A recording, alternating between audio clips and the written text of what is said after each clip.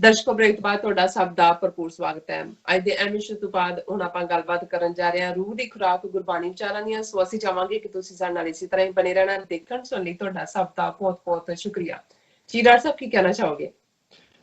ਦੇਖੋ, ਰਮਜ਼ਾਨ ਦਾ ਮੁਬਾਰਕ ਮਹੀਨਾ ਚੱਲ ਰਿਹਾ ਔਰ ਅਸੀਂ ਰੋਜ਼ਾਨਾ ਗੁਰਬਾਣੀ ਦੀ ਵਿਚਾਰ ਜਿਹੜੀ ਸੱਚਮੁੱਚ ਸਾਨੂੰ ਇਮਾਨਦਾਰੀ ਦੇ ਨਾਲ ਜੀਵਨ ਜਿਉਣ ਦੀ ਪ੍ਰੇਰਨਾ ਦਿੰਦੀ ਹੈ, ਸਬਕ ਦਿੰਦੀ ਹੈ।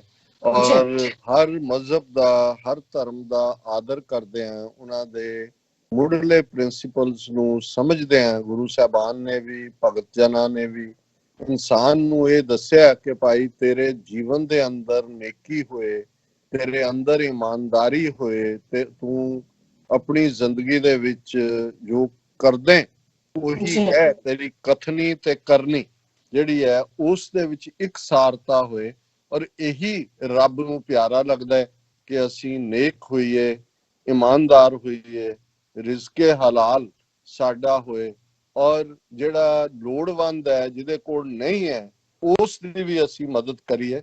ਹਾਲਾਂਕਿ ਜੇ ਅਸੀਂ ਇਹਨਾਂ ਸੈਂਕੜੇ ਸਾਲਾਂ ਦਾ ਇਤਿਹਾਸ ਦੇਖੀਏ, ਮਜ਼ਹਬਾਂ ਦਾ ਵੀ ਔਰ ਇਨਸਾਨ ਕਬੀਲਿਆਂ ਦਾ ਵੀ, ਤੇ ਬਹੁਤ ਵਾਰ ਅਸੀਂ ਧਰਮ ਨੂੰ ਇੱਕ ਮੁਖੌਟੇ ਦੇ ਤੌਰ ਤੇ ਪਹਿਨ ਕੇ ਇਸਤੇਮਾਲ ਕੀਤਾ ਹੈ ਆਪਣੀਆਂ ਨਿੱਜੀ ਗਰਜ਼ਾਂ ਦੇ ਲਈ, ਆਪਣੀਆਂ ਹਕੂਮਤਾਂ ਨੂੰ ਅੱਗੇ ਵਧਾਉਣ ਦੇ ਲਈ, ਆਪਣੇ ਵਿਰੋਧੀਆਂ ਨੂੰ, ਵੈਰੀਆਂ ਨੂੰ ਚਿੱਤ ਕਰਨ ਦੇ ਲਈ।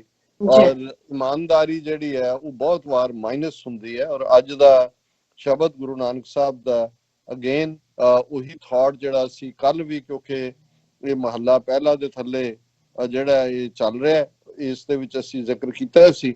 ਸੋ ਇਹਦੇ ਚ ਵੀ ਗੁਰੂ ਸਾਹਿਬ ਨੇ ਹਿੰਦੂ, ਮੁਸਲਮਾਨ, ਯੋਗੀ ਔਰ ਇਹ ਸਾਰੇ ਦੇ ਇਹਨਾਂ ਤਿੰਨੋਂ ਹੀ ਜਿਹੜੇ ਸਕੂਲ ਆਫ ਥਾਟ ਸੀ ਉਹਨਾਂ ਨੂੰ ਸਾਹਮਣੇ ਰੱਖ ਕੇ ਉਹਨਾਂ ਨੂੰ ਕਿਹਾ ਕਿ ਭਾਈ ਤੁਹਾਡੇ ਵਿਹਾਰ ਦੇ ਵਿੱਚ ਨੇਕੀ ਨਹੀਂ ਹੈ, ਧਰਮ ਨਹੀਂ ਹੈ, ਈਮਾਨ ਨਹੀਂ ਹੈ, ਔਰ ਬਾਕੀ ਜਿਹੜਾ ਬਾਹਰਲਾ ਤੁਸੀਂ ਕਰਮ ਕਾਂਡ ਬਹੁਤ ਕਰਦੇ ਹੋ।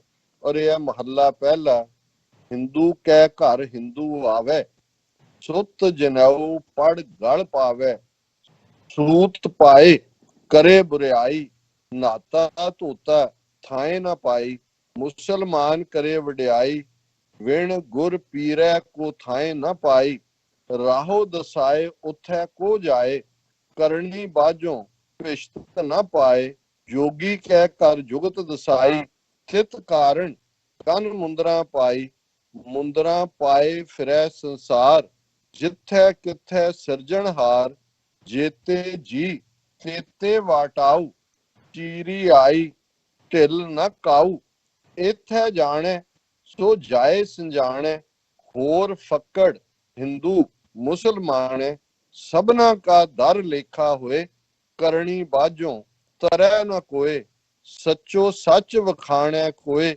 ਨਾਨਕ ਅੱਗੇ ਪੁੱਛ ਨਾ ਹੋਏ।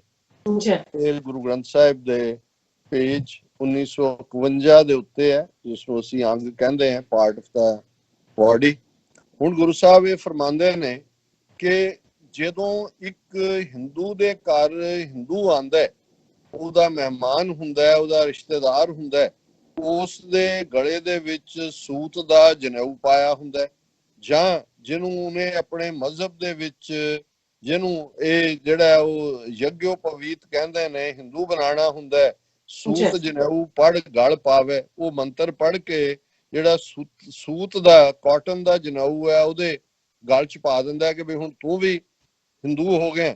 ਸੂਤ ਪਾਏ ਕਰੇ ਵਡਿਆਈ, ਨਾਤਾ ਧੋਤਾ ਥਾਏ ਨਾ ਪਾਈ, ਉਹਨੂੰ ਉਹ ਦੱਸ ਦਿੰਦਾ ਹੈ ਕਿ ਭਾਈ ਤੂੰ ਰੋਜ਼ਾਨਾ ਨਹਾ ਕੇ ਤੀਰਥਾਂ ਤੇ ਵੀ ਜਾਣਾ ਹੈ, ਠਾਕਰ ਦੀ ਪੂਜਾ ਵੀ ਕਰਨੀ ਹੈ, ਆਹ ਜਿਹੜੀਆਂ ਤੂੰ ਸੁੱਚ ਵੀ ਰੱਖਣੀ ਹੈ। ਸੋ ਗੁਰੂ ਸਾਹਿਬ ਕਹਿੰਦੇ ਨੇ ਉਹਨੇ ਜਨੇਊ ਪਾ ਲਿਆ, ਨਾਤਾ ਧੋਤਾ ਵੀ, ਉਹ ਨਹਾਉਂਦਾ ਵੀ ਹੈ, ਧੋਂਦਾ ਵੀ ਹੈ, ਉਹ ਸਾਰੇ ਕਰਮ ਕਾਂਡ ਵੀ ਕਰਦਾ, ਪਰ ਸੂਤ ਪਾਏ ਕਰੇ ਵਡਿਆਈ, ਉਹਦੇ ਜਨੇਊ ਪਾਇਆ ਹੋਇਆ ਪਰ ਉਹ ਬੁਰਾਈ ਕਰਦਾ, ਉਹ ਈਵਲ ਦੇ ਵਿੱਚ ਫਸਿਆ ਹੋਇਆ। ਔਰ ਇਹੀ ਗੱਲ ਗੁਰੂ ਨਾਨਕ ਸਾਹਿਬ ਨੇ ਜਦੋਂ ਜਨੇਊ ਪਾਉਣ ਤੋਂ ਨਾ ਕੀਤੀ ਸੀ ਤੇ ਉਹਨਾਂ ਦਾ ਸ਼ਬਦ ਜਿਹੜਾ ਸੀ ਉਹਦੇ ਚ ਇਹ ਸੀ ਕਿ ਭਾਈ ਇਹ ਜਨੇਊ ਜਿਹਨੇ ਪਾਇਆ ਔਰ ਜਿਹਨੂੰ ਇਹਨੇ ਪਾਣਾ, ਇਹ ਜਿਹੜਾ ਪਾਉਣ ਵਾਲਾ ਇਹ ਦੇਖੇ ਵੀ ਉਹਦੇ ਚ ਦਇਆ ਹੈ, ਉਸ ਦੇ ਵਿੱਚ ਸੰਤੋਖ ਹੈ, ਉਹਦੇ ਚ ਸੱਤ ਹੈ, ਉਹਦੇ ਚ ਜਤ ਹੈ। ਤੇ ਜੇ ਇਹ ਚਾਰ ਗੁਣ ਨਹੀਂ ਨੇ ਤੇ ਇਹ ਜਨਾਊ ਜੀ ਕਾ ਹੈ ਹੀ ਤਾਂ ਪਾਂਡੇ ਕਾਥੇ ਪੰਡਤਾ, ਜੇ ਤੇਰੇ ਕੋਲੇ ਹੈ ਤਾਂ ਪਾ ਦੇ, ਔਰ ਨਹੀਂ ਤਾਂ ਮੈਨੂੰ ਤੇਰੇ ਜਨਾਊ ਦੀ ਲੋੜ ਨਹੀਂ ਹੈ। ਸੋ ਇੱਥੇ ਵੀ ਗੁਰੂ ਸਾਹਿਬ ਨੇ ਇਹ ਫਰਮਾਇਆ ਕਿ ਪਾ ਕੇ ਜਨਾਊ ਇਹ ਬੁਰਾਈ ਕਰਦੇ ਨੇ। ਫਿਰ ਉਹਨਾਂ ਨੇ ਮੁਸਲਮਾਨਾਂ ਦੀ ਗੱਲ ਕੀਤੀ, ਮੁਸਲਮਾਨ ਕਰੇ ਵਡਿਆਈ, ਵਿਣ ਗੁਰ ਪੀਰੈ ਕੋ ਥਾਏ ਨਾ ਪਾਈ, ਰਾਹੋ ਦਸਾਏ ਉੱਥੈ ਕੋ ਜਾਏ, ਕਰਨੀ ਬਾਝੋਂ ਭਿਸ਼ਤ ਨਾ ਪਾਏ। ਹੁਣ ਜ਼ਾਹਰ ਹੈ ਇਸਲਾਮ ਦੇ ਵਿੱਚ ਜੰਨਤ, ਜਿਸ ਨੂੰ ਬਹਿਸ਼ਤ ਕਹਿੰਦੇ ਨੇ, ਉਸ ਦਾ ਕਨਸੈਪਟ ਹੈ। ਹਰ ਮੁਸਲਮਾਨ ਇਹ ਜਿਹੜਾ ਹੈ ਉਹ ਉਸ ਦਾ ਫੇਥ ਹੈ ਕਿ ਭਾਈ ਜੇ ਇਸ ਦੁਨੀਆ ਦੇ ਵਿੱਚ ਉਹ ਨੇਕੀ ਕਰੇਗਾ, ਇਸਲਾਮਿਕ ਰਹੁ ਰੀਤ ਦੇ ਮੁਤਾਬਕ ਆਪਣੀ ਜ਼ਿੰਦਗੀ ਬਸਰ ਕਰੇਗਾ, ਤੇ ਉਸ ਦੇ ਲਈ ਜੰਨਤ ਦੇ ਦਰਵਾਜ਼ੇ ਖੁੱਲ ਜਾਣਗੇ, ਉਹ ਬਹਿਸ਼ਤ ਉਹਨੂੰ ਹਾਸਲ ਹੋਏਗੀ। ਸੋ ਗੁਰੂ ਸਾਹਿਬ ਨੇ ਕਿਹਾ ਕਿ ਭਾਈ ਦੇਖੋ, ਹੇ ਮੇਰੇ ਮੁਸਲਮਾਨ ਭਰਾ, ਇਸ ਗੱਲ ਦਾ ਧਿਆਨ ਰੱਖ ਕਿ ਜੇ ਤੇਰੀ ਕਰਨੀ ਠੀਕ ਨਹੀਂ ਹੈ, ਤੇਰੇ ਐਕਸ਼ਨਸ ਠੀਕ ਨਹੀਂ ਨੇ, ਤੇ ਕਰਨੀ ਬਾਝੋਂ ਭਿਸ਼ਤ ਨਾ ਪਾਏ, ਤੈਨੂੰ ਜੰਨਤ ਨਹੀਂ ਮਿਲਣੀ। ਔਰ ਉਹਨੂੰ ਇਹ ਕਿਹਾ ਕਿ ਭਾਈ ਤੂੰ ਕਰਦੇ ਹੈ, ਤੂੰ ਨਮਾਜ਼ੀ ਵੀ ਹੈ, ਤੂੰ ਵਡਿਆਈ ਕਰਦਾ ਹੈ ਅੱਲਾਹ ਤਾਲਾ ਦੀ, ਪਰ ਕੀ ਜੇ ਤੇਰੀ ਕਮਾਈ ਔਰ ਤੇਰਾ ਜੀਵਨ ਠੀਕ ਨਹੀਂ ਹੈ, ਤੇ ਕੀ ਤੁਹਾਡੇ ਨਬੀ ਤੁਹਾਡੇ ਨਾਲ ਖਲੋਣਗੇ? ਗੁਰੂ ਪੀਰਾ ਕੋਈ ਥਾਂ ਨਾ ਪਾਈ, ਵੀ ਇਹ ਕਿਸੇ ਨੇ ਤੁਹਾਡੀ ਜਿਹੜੀ ਆ ਉਹ ਬਾਂਹ ਨਹੀਂ ਫੜਨੀ ਹੈ, ਕਿਉਂਕਿ ਤੁਹਾਡੀ ਜ਼ਿੰਦਗੀ ਦੇ ਅੰਦਰ ਰਾਹੋ ਦਸਾਏ ਉੱਥੇ ਕੋ ਜਾਏ, ਕਿ ਦੂਸਰਿਆਂ ਨੂੰ ਤੁਸੀਂ ਉਪਦੇਸ਼ ਕਰ ਰਹੇ ਹੋ, ਉਹਨਾਂ ਨੂੰ ਤੁਸੀਂ ਪ੍ਰੀਚ ਕਰ ਰਹੇ ਹੋ ਕਿ ਭਾਈ ਆਹ ਕਰੋ, ਪਰ ਤੁਸੀਂ ਆਪ ਦਾ ਉਹਦੇ ਤੇ ਚੱਲਦੇ ਨਹੀਂ ਹੋ। ਕਰਨੀ ਬਾਝੋਂ ਭਿਸ਼ਤ ਨਾ ਪਾਏ, ਔਰ ਤੁਹਾਡੀ ਕਰਨੀ ਨਹੀਂ ਹੈ, ਇਸ ਲਈ ਤੁਹਾਨੂੰ ਬਹਿਸ਼ਤ ਨਹੀਂ ਮਿਲਣੀ, ਤੁਸੀਂ ਇਵੇਂ ਹੀ ਰੁਲ ਜਾਓਗੇ। ਫਿਰ ਉਹਨਾਂ ਨੇ ਜੋਗੀਆਂ ਨੂੰ ਕਿਹਾ, ਜੋਗੀ ਕਹਿ ਕਰ ਜੁਗਤ ਦਸਾਈ, ਤਿਤ ਕਾਰਨ ਕੰਨ ਮੁੰਦਰਾ ਪਾਈ, ਮੁੰਦਰਾ ਪਾਏ ਫਿਰੈ ਸੰਸਾਰ, ਜਿੱਥੇ ਕਿੱਥੇ ਸਿਰਜਣਹਾਰ, ਜੇਤੇ ਜੀ ਤੇਤੇ ਵਾਟਾਊ, ਚੀਰੀ ਆਈ ਢਿੱਲ ਨਾ ਕਾਊ। ਉਹਨਾਂ ਨੇ ਕਿਹਾ ਜੋਗੀ ਦੇਖੋ, ਜੋਗੀ ਇਹ ਕਲੇਮ ਕਰਦਾ ਕਿ ਜੀ ਮੇਰੇ ਕੋਲ ਜੁਗਤ ਹੈ, ਵੇ ਆਫ ਲਾਈਫ ਹੈ, ਇਹਨੇ ਜੋਗ ਮਤ ਧਾਰਨ ਕੀਤਾ, ਔਰ ਨਿਸ਼ਾਨੀ ਦੇ ਤੌਰ ਤੇ ਕਿ ਮੈਂ ਜੋਗੀ ਬਣ ਗਿਆ। ਕੰਨ ਮੁੰਦਰਾ ਪਾਈ, ਕੰਨ ਦੇ ਵਿੱਚ ਮੁੰਦਰਾ ਪਾ ਲਈਆਂ, ਬਾਹਰ ਹੁਣ ਮੁੰਦਰਾ ਪਾ ਕੇ ਫਿਰਦਾ, ਦੁਨੀਆ ਨੂੰ ਦੱਸਦਾ ਫਿਰਦਾ ਕਿ ਮੈਂ ਜੋਗੀ ਹਾਂ। ਪਰ ਇਸ ਨੂੰ ਜੇ ਤੁਸੀਂ ਇਹ ਪੁੱਛੋ ਕਿ ਵੀ ਤੂੰ ਸੰਸਾਰ ਦਾ ਤਾਂ ਚੱਕਰ ਹੀ ਲਾ ਰਿਹਾ ਮੁੰਦਰਾ ਪਾ ਕੇ, ਪਰ ਸਿਰਜਣਹਾਰ ਤਾਂ ਹਰ ਥਾਂ ਮੌਜੂਦ ਹੈ, ਤੂੰ ਐਵੇਂ ਟੱਕਰਾਂ ਇੱਧਰ ਉੱਧਰ ਮਾਰਦਾ, ਜਿੱਥੇ ਕਿੱਥੇ ਸਿਰਜਣਹਾਰ, ਤੂੰ ਕਿਹਨੂੰ ਲੱਭਦਾ ਫਿਰਦਾ? ਤੇਰੇ ਤਾਂ ਅੰਦਰ ਸੀ ਜਿਹਨੂੰ ਤੂੰ ਪਛਾਣਿਆ ਨਹੀਂ ਹੈ, ਔਰ ਤੂੰ ਉਸ ਦੇ ਉੱਤੇ ਨਹੀਂ ਖਲੋਤਾ।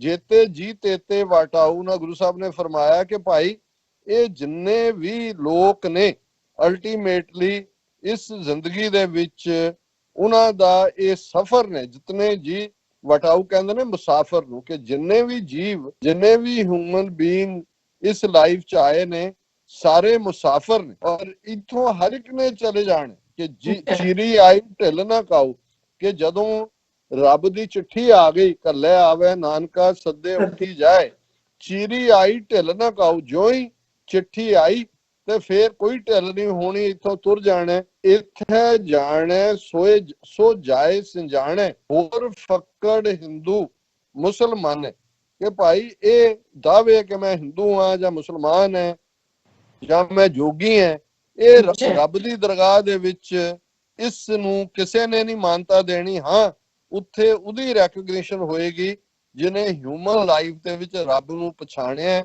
ਨੇਕੀ ਦੀ ਕਮਾਈ ਕੀਤੀ ਹੈ, ਨੇਕ ਜੀਵਨ ਜੀਵਿਆ, ਇਨਸਾਨੀਅਤ ਦੀ ਖਿਦਮਤ ਕੀਤੀ ਹੈ, ਤੇ ਹਰੇਕ ਦੇ ਅਮਲਾਂ ਦਾ, ਉਹਦੇ ਕੰਮਾਂ ਦਾ ਲੇਖਾ ਜੋਖਾ ਰੱਬ ਦੀ ਹਜ਼ੂਰੀ ਚ ਹੁੰਦਾ।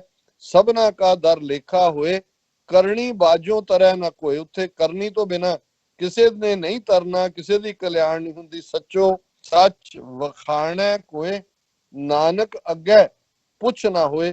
ਔਰ ਇਹ ਜਿਹੜਾ ਗੁਰੂ ਨਾਨਕ ਸਾਹਿਬ ਫਰਮਾਉਂਦੇ ਨੇ ਕਿ ਅਲਟੀਮੇਟਲੀ ਕਰਨੀ ਤੋਂ ਬਿਨਾਂ ਉਸ ਪਰਲੋਕ ਦੇ ਵਿੱਚ, ਰੱਬ ਦੀ ਦਰਗਾਹ ਵਿੱਚ ਕਿਸੇ ਦੀ ਪੁੱਛ ਨਹੀਂ ਹੋਣੀ। ਹਾਂ, ਜਿਨ੍ਹਾਂ ਦੀ ਕਰਨੀ ਨੇਕ ਹੈ, ਜਿਨ੍ਹਾਂ ਨੇ ਸੱਚੇ ਰੱਬ ਨੂੰ ਯਾਦ ਰੱਖਿਆ, ਇਮਾਨਦਾਰ ਜੀਵਨ ਜੀਵਿਆ, ਨਾਨਕ ਅੱਗੇ ਪੁੱਛਣਾ ਹੋਏ, ਉਹ ਅੱਗੇ ਜਾ ਕੇ ਕੋਈ ਆਨਸਰੇਬਲ ਨਹੀਂ ਨੇ, ਅਕਾਊਂਟੇਬਲ ਨਹੀਂ ਨੇ। ਤੇ ਬਾਕੀ ਇਹ ਸਾਰੇ ਜਿਹੜੇ ਇਸ ਕਿਸਮ ਦੇ ਫਰਾਡੀਏ ਪਖੰਡੀ ਨੇ, ਇਹ ਰੱਬ ਦੀ ਦਰਗਾਹ ਦੇ ਵਿੱਚ ਗੁਨਾਹਗਾਰ ਹੋਣਗੇ। ਇਹਨਾਂ ਦੇ ਲਈ ਬਹਿਸ਼ਤ ਜਾਂ ਸਵਰਗ, ਜਾਂ ਜਿਹਨੂੰ ਅਸੀਂ ਸੱਚਖੰਡ ਕਹਿੰਦੇ ਹਾਂ, ਉਸ ਦੇ ਵਿੱਚ ਕੋਈ ਥਾਂ ਨਹੀਂ ਹੈ। ਇਹ ਅੱਜ ਦਾ ਵਿਚਾਰ ਹੈ। ਜੀ ਡਾਕਟਰ ਸਾਹਿਬ, ਤੁਹਾਡਾ ਬਹੁਤ ਬਹੁਤ ਸ਼ੁਕਰੀਆ। ਤੁਸੀਂ ਅੱਜ ਦੇ ਅਹਿਮ ਇਸ਼ੂ ਤੇ ਅੱਜ ਦਾ ਵਿਚਾਰ ਸਾਡੇ ਦਰਸ਼ਕਾਂ ਨਾਲ ਸਾਂਝਾ ਕੀਤਾ। ਇੱਥੇ ਲੈਣੇ ਆਪਣੇ ਵਿਊਅਰਸ ਕੋਲ ਇਜਾਜ਼ਤ। ਵਿਊਅਰਸ, ਸਾਡੇ ਪ੍ਰੋਗਰਾਮ ਦਾ ਸਮਾਂ ਇੱਥੇ ਸਮਾਪਤ ਹੁੰਦਾ ਹੈ। ਤੁਸੀਂ ਆਪਣੀ ਰਾਏ ਤੇ ਸੁਝਾਅ ਸਾਨੂੰ ਭੇਜਣਾ ਭੁੱਲਣਾ ਸਾਡੇ ਇਸ ਪਤੇ ਤੇ SOS@tv4.tv ਤੇ। ਅਸੀਂ ਆਪਣਾ ਪ੍ਰੋਗਰਾਮ ਲੈ ਕੇ ਫਿਰ ਦੁਬਾਰਾ ਤੁਹਾਡੇ ਸਨਮੁਖ ਹੋਵਾਂਗੇ। ਤਦ ਤੱਕ ਲਈ ਮੈਨੂੰ ਤੇ ਆਪਣਾ ਸੁਣਾ ਗਿਆ ਦਿਓ। ਦੇਖਦੇ ਰਹੋ ਚੀਵੀ ਰਿਪੋਰਟ। ਬੁਲਾ ਦਿਓ ਫਤਿਹ। ਵਾਹਿਗੁਰੂ ਜੀ ਕਾ ਖਾਲਸਾ, ਵਾਹਿਗੁਰੂ ਜੀ ਕੀ ਫਤਿਹ।